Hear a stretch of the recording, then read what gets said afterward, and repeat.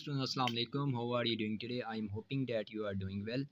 अच्छा student, last time हमने measuring instrument के बारे में पढ़ना शुरू किया था और मेजरिंग इंस्ट्रूमेंट में हमने दो इंस्ट्रूमेंट के बारे में पढ़ भी लिया था, जिसमें कि मैंने आपको मीटर रूल के बारे में बताया था और इसके अलावा मैंने आपको मेजरिंग टेप के बारे में भी थोड़ा सा आइडिया दिया था। तो वो दो ऐसे इंस्ट्रूमेंट्स हैं जिसकी मदद से हम लेंथ को बहुत आसानी से मेजर कर सकते हैं। अब तीसरे नंबर पे जो हमारे पास लेंथ मेजरिंग इंस्ट्रूमेंट आता है वो है वर्नियर कैलिपर।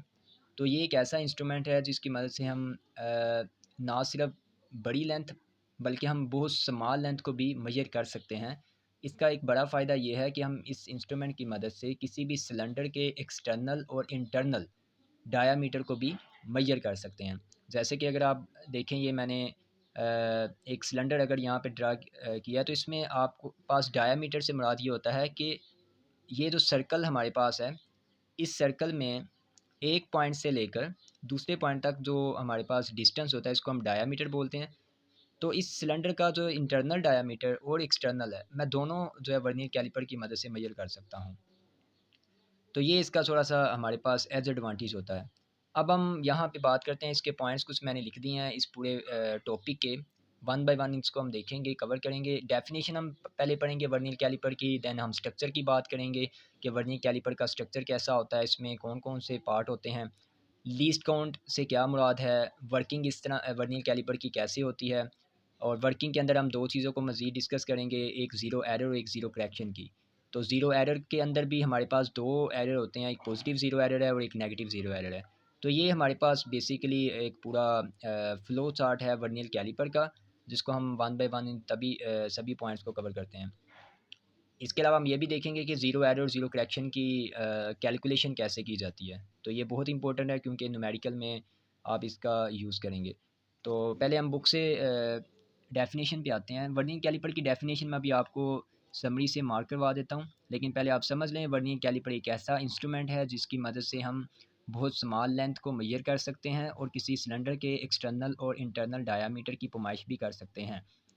इसके बाद हम इसके स्ट्रक्चर की बात करते हैं, तो आप अपनी बुक पे देख सकते हैं पेज नंबर 10 पे दो स्केल होते हैं, एक मेन स्केल है और एक वर्नियर स्केल है। मेन स्केल के ऊपर हमारे पास सेंटीमीटर के अंदर कुछ डिवीजन्स, कुछ रीडिंग लिखी होती हैं, जबकि जो वर्नियर स्केल है इसके ऊपर हमारे पास टोटल 10 लाइनें या 10 डिवीज़न होती हैं और ये वर्नियर स्केल बहुत आसानी से इस मेन स्केल के ऊपर मूव कर सकता है।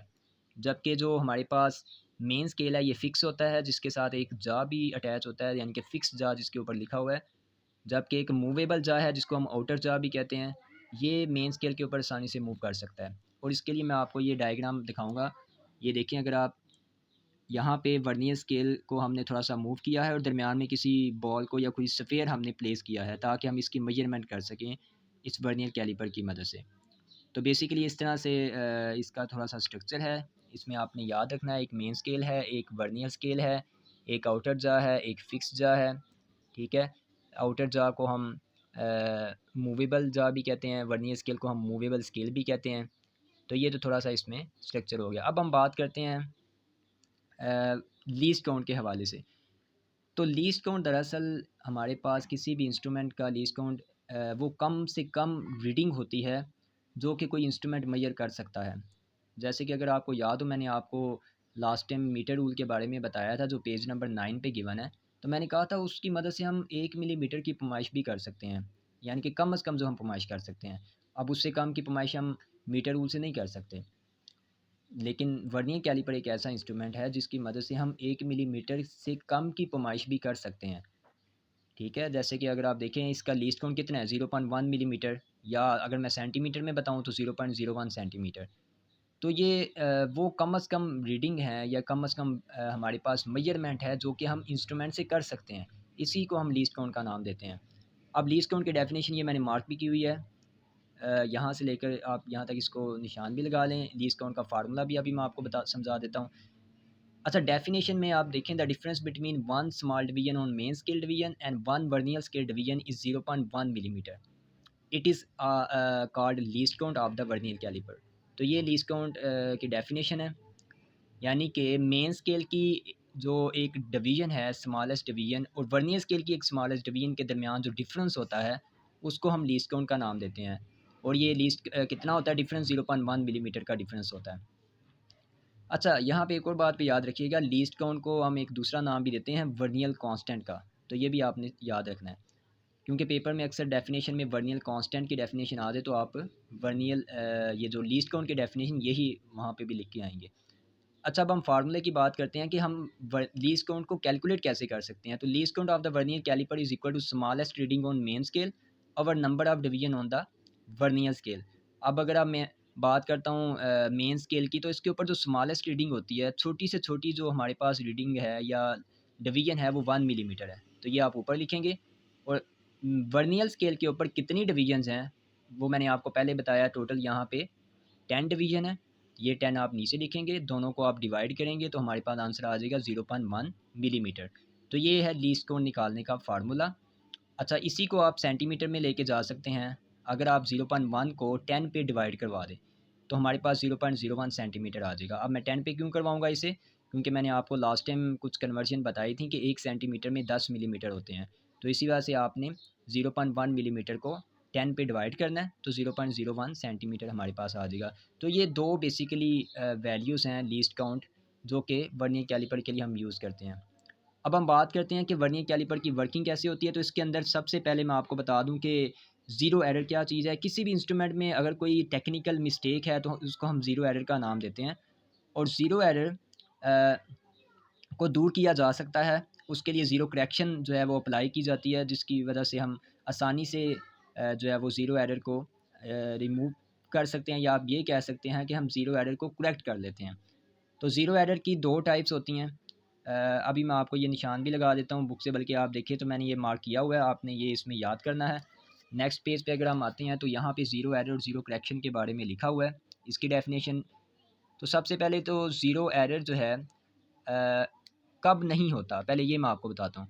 अगर तो मेन स्केल और वर्नियर स्केल के ज़ीरो दोनों आपस में बिल्कुल आमने सामने आ जाएँ तो इस वक्त वर्नियर कैलिपर में कोई एरर नहीं है, यानी कि हमारा जो इंस्ट्रूमेंट है वो बिल्कुल ठीक है, इसमें कोई टेक्निकल गलती नहीं है। ओके। और ज़ीरो एरर कब होगा, अगर ये ज़ीरो जो वर्नियर स्केल का आपको यहाँ पे नज़र आ रहा है, अगर ये मेन स्केल के ज़ीरो के या तो राइट साइड पे हो या फिर ये लेफ़्ट साइड पे चला जाए, तो उस केस में हमारे पास इस इंस्ट्रूमेंट में कोई ना कोई एरर होता है।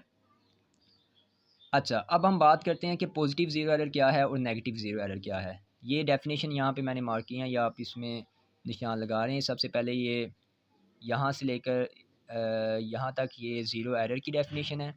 उसके बाद यहाँ से लेकर हमारे पास यहाँ तक ये ज़ीरो एरर, इसमें पॉजिटिव ज़ीरो एरर और नेगेटिव ज़ीरो एरर दोनों की डेफिनेशन है। ठीक है। अब मैं पॉजिटिव ज़ीरो एरर की आपको बता देता हूँ क्या चीज़ है ये।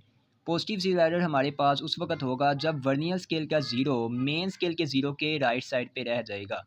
यानी कि अगर आप देखें यहाँ पे, अगर मैं दोनों जॉ को आपस में मिला देता हूँ, ठीक है, इनको आपस में जोड़ देता हूँ, तो उसके बावजूद भी अगर ये जो वर्नियर स्केल का ज़ीरो है ये मेन स्केल के ज़ीरो के राइट साइड पे रह जाए, तो इसका मतलब है कि इस हमारे इंस्ट्रूमेंट में पॉजिटिव ज़ीरो एरर मौजूद है। ठीक है। और अगर ये ज़ीरो जो है वो मेन स्केल के ज़ीरो के लेफ़्ट साइड पे चला जाए, जैसे कि आपको यहाँ पे नज़र आ रहा है, ये थोड़ा सा लेफ़्ट साइड पे है, तो इस केस में ज़ीरो एरर जो है वो नेगेटिव होगा। तो ये पॉजिटिव ज़ीरो एरर की एग्जांपल है और ये नेगेटिव ज़ीरो एरर की एग्जांपल है। अब इसको कैलकुलेट कैसे करते हैं उसके लिए मैं आपको अलहदा से एक पेज के ऊपर भी बताता हूँ। अच्छा, अब हम देख लेते हैं जी, हमारे पास वर्नियर कैलिपर की रीडिंग हम किस तरह से मतलब कि फ़ाइंड कर सकते हैं। तो इसके लिए मैं आपको नेक्स्ट टाइम बल्कि बताऊंगा। अभी आप फ़िलहाल समरी में से वर्नियर कैलिपर की डेफिनेशन जो है ये मार्क करें जी। पेज नंबर 23 के ऊपर हमारे पास ये वाला जो पॉइंट है ये वर्नियर कैलिपर की डेफिनेशन में आप लिखेंगे। स्ट्रक्चर के बारे में मैं आपको पहले से बता दिया, ये आपने याद करनी है डेफिनेशन। मैंने आपको लीस्ट काउंट की डेफिनेशन बता दी है, लीस्ट काउंट का फार्मूला। इसके अलावा मैंने आपको ज़ीरो एरर के बारे में बता दिया है। ठीक है, और ज़ीरो एरर के अलावा ज़ीरो करेक्शन के बारे में भी। अच्छा, यहाँ पे एक बात याद रखिएगा कि जो हमारे पास ज़ीरो एरर की वैल्यू आती है उसका साइन चेंज करने से हमारे पास ज़ीरो करेक्शन आ जाता है, यानी कि zero correction is the negative of zero error. ये लाइन आपने याद रखनी है, बहुत ही इंपॉर्टेंट है।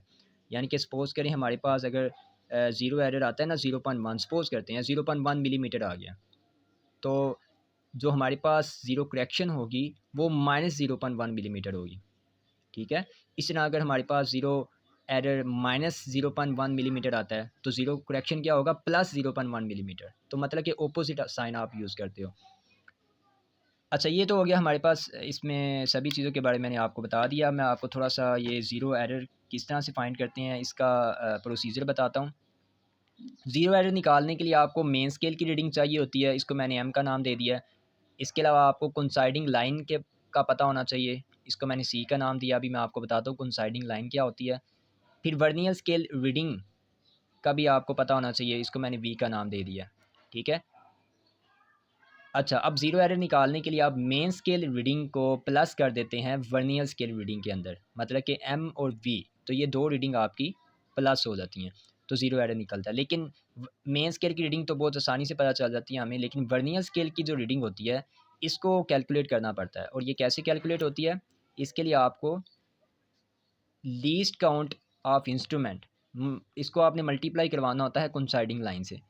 तो जो हमारे पास कोइंसाइडिंग लाइन आएगी मेजरमेंट के दौरान, अभी मैं आपको बताता हूँ कोइंसाइडिंग लाइन क्या है, उसको आपने लीस्ट काउंट से मल्टीप्लाई करवाना है, ठीक है। और जो उसका आंसर आएगा उसमें आपने मेन स्केल की रीडिंग ऐड कर देनी है, तो इस तरह से हमारे पास ज़ीरो एरर आ जाएगा। ये फार्मूलाज आप लिख लें, क्योंकि बाद में हम न्यूमेरिकल में यूज़ करेंगे। फिर ज़ीरो करेक्शन क्या है, तो जो हमारे पास ज़ीरो एरर का आंसर आएगा उसके साथ आपने प्लस या माइनस का साइन लगा के ज़ीरो जो करेक्शन है वो भी फाइंड कर लेनी है। ओके, अभी हम इसके ऊपर एक पूरी एग्जांपल करेंगे, फिर आपको इसकी अंडरस्टैंडिंग ज़्यादा अच्छी होगी। फ़िलहाल अभी आप इसके फार्मूलाज जो हैं वो अपनी कॉपीज़ पे लिख लें। अच्छा, कोइंसाइडिंग लाइन के बारे में आपको बताने लगा था, तो यहाँ पे जब हम वर्नियर कैलिपर के मेन स्केल और ये जो वर्नियर स्केल को आपस में मिला देते हैं, मतलब कि दोनों जगह को आपस में फ़िक्स करते हैं, तो यहाँ पे अगर आप देखें, ये जो लाइंस आपको नज़र आ रही हैं वर्नियर की, ये ऊपर वाली जो स्केल मेन स्केल की लाइनों के बिल्कुल सामने नहीं है।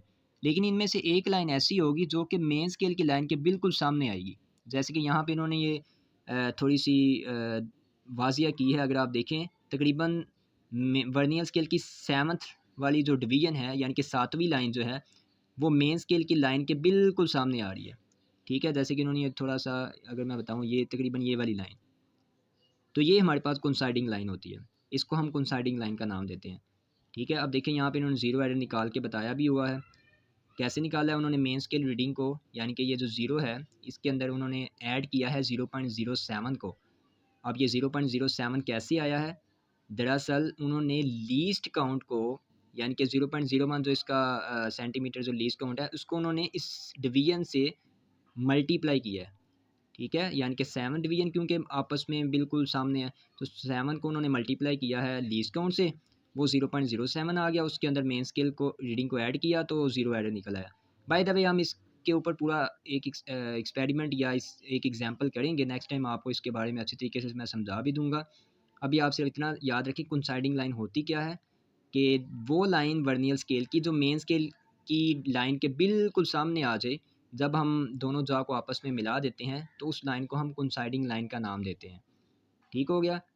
चलें, तो ये हमारे पास अब जो आज का टॉपिक है वो कंप्लीट है। इंशाल्लाह नेक्स्ट टाइम हम वर्नियर कैलिपर की एक एग्जांपल करेंगे, ताकि आपकी जो अंडरस्टैंडिंग है वो मज़ीद अच्छी हो सके।